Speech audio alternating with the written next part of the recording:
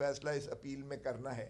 تو یہ بھی دیکھیے عجیب انوملی ہے کہ کل کو اگر یہ کہتے ہیں، اور جس کا ہمیں کبھی امید ہے کہ یہ جو ہے کبھی سویلینز کو جو ہے، کیونکہ فوجی اس کو عدالت کہنا ہی عدلیہ کی تضحیق ہے، یہ عدالت کا مذاق ہے اگر اس کو فوجی عدالت کہی جائے. ارے بھائی وہ کون سی عدالت ہو سکتی ہے جس کا جج جو ہے اسی کے کانفلکٹ آف انٹرسٹ تو ہے، اسی کی تنصیب پر یا اسی کے جو ہے افسران کر کور کمانڈر ہاؤس پر اگر حملے کا الزام ہے تو پھر وہ اپنے ہی کاز میں کیسے جج بن کے بیٹھ سکتے ہیں اور سن سکتے ہیں اور ان بائسڈ مائنڈ کے ساتھ وہ بیٹھ سکتے ہیں، جب ان کے سربراہ جو ہیں وہ بار بار کہتے ہیں کہ یہ پاکستان کی افواج اور پاکستان کی جو ہے شہداء اور پاکستان کی ریاست پر یہ حملے کے مترادف ہے، اور ہمارے پاس ناقابل تردید شواہد ہیں اور ان کو کیفر کردار تک پہنچایا جائے اور جانے وہ کیا کیا اور بھی کہتے ہیں. تو ایسے میں اس کو عدلیہ کہنا ہی مذاق ہے. یہ نظام عدل جو ہمارا آئین کے تحت ہے، جو کانسٹیٹیوشن کے تحت ہے، جو آئین کے تحت ٹرائکوٹمی آف پاور کا کانسیپٹ ہے، وہ اس کو مجروح کرتا ہے، اس کی روح کوئی جو ہے بالکل وہ کرتا ہے، اور یہ آئین سے بالکل ماورا ہے کہ ان کو جو ہے سویلینز کا ٹرائل جو ہے فوجی عدالتیں کریں. اس لیے ہم نے سمجھا کہ یہ بہت اہم مسئلہ ہے. آپ کی اور آپ کے توسط سے قوم کو ہم یقین دلائیں کہ ہم انشاءاللہ عوام کی جو ہے نمائندگی کرتے رہیں گے. ہم سویلینز کو کبھی ان کے تابع جو ہے اس عدالت کے تابع نہیں کریں گے جس کو عدلیہ کہنا ہی تضحیق ہے، جو دنیا ساری مانتی ہے کہ فوجی عدالت کسی طور پہ جو ہے عدلیہ سویلینز کا ٹرائل نہیں کر سکتی ہے، نہ انصاف دے سکتی ہے. ہاں آپ کے اپنے جو ہے امپلائیز ہیں، اگر وہ ڈسپلن کے آپ کی خلاف ورزی کوئی کے مرتکب ہوتے ہیں آپ ضرور کیجئے گا، جو آئین میں اور جو قانون میں آپ کے دائرہ حدود اختیار میں ہے اور جو دنیا ساری میں رائج ہے وہ بالکل آپ کیجئے گا. اس میں ہمارا کوئی لینا دینا اور دخل عمل نہیں ہے، اور نہ ہی ہم اس کو چیلنج کر رہے ہیں، نہ ہمارا مقصد یہ ہے.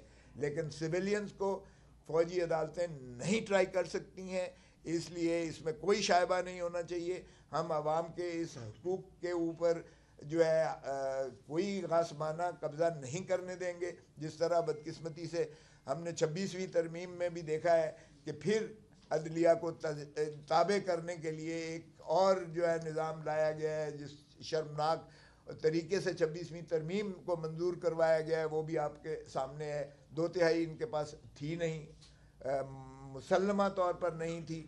اختر مینگل صاحب اپنے سینیٹرز کو ڈھونڈتے پھر رہے تھے کہ کدھر گئے ہیں، اور ان کو سینٹ کی لابی سے نکال کر ویل چیئرز پہ ان کے 2 سینیٹرز کو لا کر اور دلایا گیا.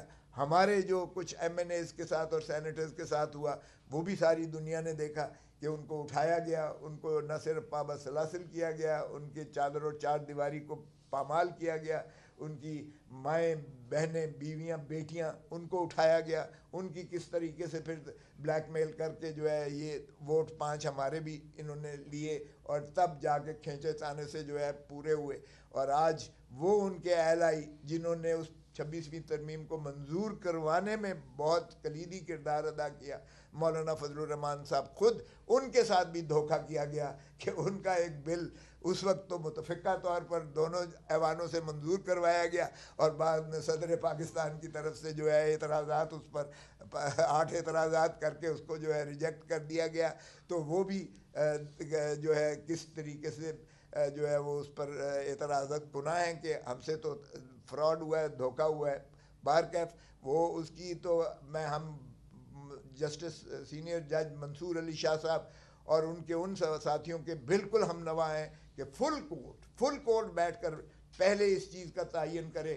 26ویں ترمیم یہ زیر چیلنج کی ہوئی ہے، اور 26ویں ترمیم کا فیصلہ کریں کہ کیا یہ آئین کی گرانڈ نارم روح آئین کی جو ہے مجروح کرتی ہے، اس سے متصادم ہے، اور کیا یہ ایک ستون کو جو ہے ایک ستون کو ٹرائکوٹمی آف پاور ہے، 3 پلرز ہیں، ایک ستون کو منہدم کر دیا گیا ہے.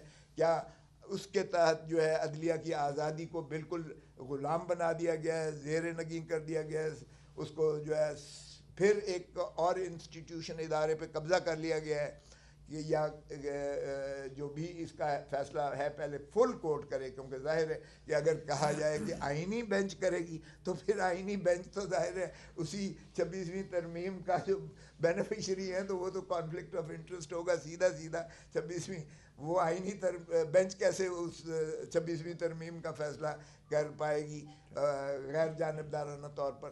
سو ہمارا یہ بھی تقاضا ہے، اور اس لیے میں آپ کا بار دیگر مشکور ہوں کہ آپ تشریف لائے. پاکستان زندہ باد. آئیے.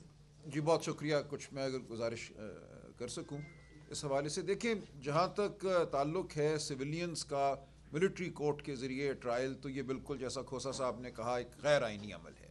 اور یاد رکھیے کہ یہ کیسے ممکن ہوتا ہے؟ صرف الزام لگانا ہے. آپ پر، مجھ پر، کسی پہ اگر الزام لگ جائے کہ ہم نے کوئی ایسا عمل کیا ہے جو فوج کے ڈسپلن کے خلاف ہے یا فوج کی جو اندرونی نظم ہے اس کے خلاف ہے، تو آپ اور میں تمام بنیادی حقوق سے عاری ہو جاتے ہیں. آئین یہ کہتا ہے کہ ہر شخص کا یہ حق ہے کہ اس کو ایک غیر جانبدار عدالت کے سامنے پیش کیا جائے، ایک ایسی عدالت جو کھلے کمرے میں بیٹھے، ایک ایسی عدالت جس کا کوئی تعلق نہ ہو انتظامیہ کے ساتھ، انتظامیہ سے وہ علیحدہ ہو، وہ ایک آزاد عدالت ہو. لیکن یہاں یہ کہا گیا ہے آرمی ایکٹ میں کہ اگر کسی سویلین پہ صرف یہ الزام لگا دیا جائے تو ان تمام حقوق سے وہ عاری ہو جاتا ہے. اس کا فیصلہ سچ جھوٹ کیا ہے ایک بند کمرے میں کوئی کرنل صاحب کریں گے جنہوں نے جواب دینا ہے اپنے سے اوپر بالا افسران کو، جنہوں نے اپیل سننی ہے. تو یہ بالکل ایک مضحکہ خیز معاملہ ہے، ایک خوفناک صورتحال ہے. اور یہ مزید خوفناک اس لیے ہو جاتی ہے کہ ہم نے دیکھا ماضی قریب میں جنرل فیض حمید کے حوالے سے 9 مئی کے معاملات کو ان سے منسلک کیا گیا ہے، اور بالکل اب یہ پورا منصوبہ نظر آتا ہے کہ ارادہ کیا ہے. ارادہ یہی ہے کہ 26ویں آئینی ترمیم کے ذریعے خود ایک کانسٹیٹیوشنل بینچ انتظامیہ نے مقرر کیا ہے.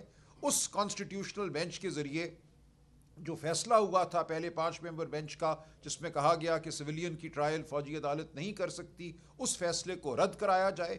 اور اس کے بعد ہمیں یہ اندیشہ ہے، گمان ہے کہ عمران خان صاحب کو اس معاملے میں منسلک کر کے کسی فوجی عدالت کے سامنے پیش کیا جائے. تو پوری جو 26ویں آئینی ترمیم تھا اس کا در حقیقت ہدف یہی تھا کہ سویلینز کو اور بالخصوص عمران خان، وزیر اعظم عمران خان صاحب کو کسی فوجی عدالت کے سامنے پیش کیا جائے. اگر ایسا کیا جاتا ہے تو یہ ایک انتہائی بدقسمت لمحہ ہوگا ہماری قومی تاریخ کا. میں سمجھتا ہوں پاکستان کی عوام کے لیے یہ ایک جاگ اٹھنے کا موقع ہے کہ ہمارے ساتھ ہو کیا رہا ہے، اس ملک کے ساتھ کیا ہو رہا ہے. جو کچھ ذوالفقار علی بھٹو صاحب کے ساتھ ہوا، ہم اس صدمے سے اور اس سانحے سے ابھی تک میں سمجھتا ہوں نکل نہیں سکے. اس کی جو بازگشت ہے، اس کے جو اثرات ہیں، وہ آج تک قومی سیاست پر، ہماری زندگیوں پر اثر انداز ہیں. کیا آج ہم پھر ایک ایسی غلطی کرنے جا رہے ہیں کہ ہم سب کے ہوتے ہوئے ہماری آنکھوں کے سامنے کیا یہ کیا جائے گا؟ میں اپیل کرتا ہوں، مقتدرہ سے بھی اپیل کرتا ہوں، پاکستان کے ہر ذی شعور سے اپیل کرتا ہوں کہ خدا را ایسا نہ کیجئے، ایسا نہ ہونے دیجئے. پوری دنیا میں ہمارا نہ صرف مذاق اڑے گا، ہم ایک ایسی قوم کے طور سامنے آئیں گے جس کو آئین، قانون، شرافت سے کوئی مطلب نہیں ہے. یہ چیز دنیا، اقوام عالم کا ضمیر قبول نہیں کرے گا. تو میں آپ کے ذریعے، آپ کے توسط صرف اتنا ہی اضافہ کرنا چاہتا ہوں کہ پاکستان میں آئین، قانون، شرافت کسی حد تک تو باقی رہنے دی جائے. یہ عدالتیں نہیں ہیں. پوری دنیا کا، اقوام عالم کا یہ متفقہ فیصلہ ہے کہ فوجی عدالت کوئی عدالت نہیں ہوتی. فوجی عدالت فوج کے اندرونی معاملات کی حد تک تو ہے، لیکن سویلین جس کو بنیادی حقوق آئین دیتا ہے، اس کی ٹرائل یہاں کرنا آئین کا مذاق ہے. یہ ہرگز نہیں ہونا چاہیے، کسی عام شخص کے لیے نہیں ہونا چاہیے، یہ زید اکبر کے لیے نہیں ہونا چاہیے، اور یہ عمران خان کے لیے بھی نہیں ہونا چاہیے. تو ہم یہ تقاضا کرتے ہیں، یہ اپیل کرتے ہیں، اس قوم کے ضمیر سے یہ اپیل کرتے ہیں کہ خدا را ایسا مت ہونے دو. ہم مقتدرہ سے یہ اپیل کرتے ہیں کہ آپ نے جو بھی سیاست کرنی ہے، جو بھی جبر کرنا ہے، کچھ آئین اور قانون اور شرافت کے دائرے جو ہیں ان کا لحاظ کیجیے. اب ہم اس سے بہت آگے بڑھ رہے ہیں. اس تمام ملک کو ہم نے ایک جنگل بنا دیا ہے. اس ملک میں بسنے والوں کو ہم ایک ریوڑ سمجھتے ہیں. خدا را ایسا نہ کیجیے. تاریخ کا فیصلہ بہرحال آپ کے خلاف آئے گا. اقوام یہ سہتی نہیں ہے بہت دیر تک. اس کی گواہی پوری انسانی تاریخ دیتی ہے. آپ اس ملک کو تتر بتر ہونے سے بچائیے. یہ مت کیجیے. پی ٹی آئی اس وقت ملک کی ایک مرکزی جماعت ہے. پی ٹی آئی ایسی جماعت ہے جو نہ مذہبی منافرت پر کھڑی ہے، جو نہ نسلی تفاوت پر کھڑی ہے. یہ بالکل ایک وسطی جماعت ہے جو پاکستان کے ساتھ جڑی ہوئی ہے، پاکستان کی وفادار جماعت ہے. یہ چاہتی ہے کہ تمام اکائیوں کو اکٹھا رکھا جائے. یہ چاہتی ہے ملک میں منافرت نہ ہو، مذہبی منافرت نہ ہو، نسلی منافرت نہ ہو.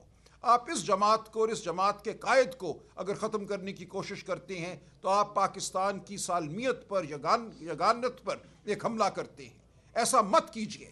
آپ پی ٹی آئی کو جب ہٹائیں گے، اگر آپ ایسا کر سکے، جو کہ مجھے یقین ہے آپ نہیں کر پائیں گے، تو آپ جگہ پیدا کرتے ہیں ان طاقتوں کے لیے جو پاکستان کی خیر خواہ نہیں ہیں، خواہ وہ مذہبی جنونیت ہو، خواہ وہ لسانی سطح پہ جنونیت ہو. ہم دیکھ رہے ہیں کہ ملک اس وقت کس دباؤ کا شکار ہے. اس دباؤ کے ہوتے ہوئے ہمیں اکٹھے ہونا ہے. ہمیں اس ملک کو کہ زخموں کو بھرنا ہے، مزید زخم نہیں لگانے. ہم سب ایک قوم ہیں، ہم سب پاکستان کی فلاح کے لیے کھڑے ہوئے ہیں. خدا را پاکستان کے اوپر مزید زخم نہ لگائیے. پاکستانی قوم کو اکٹھا رہنے دیجئے، ہمیں اکٹھا ہونے دیجئے. ہم پاکستان کی فلاح کے لیے کام کرنا چاہتے ہیں. ہمیں آپ یہ ناکام کوشش مت کیجئے نیست کرنے کی، آپ نہیں کر پائیں گے، لیکن اس کوشش کے دوران آپ پاکستان کو بے انتہا نقصان پہنچائیں گے، تو یہ مت کیجئے.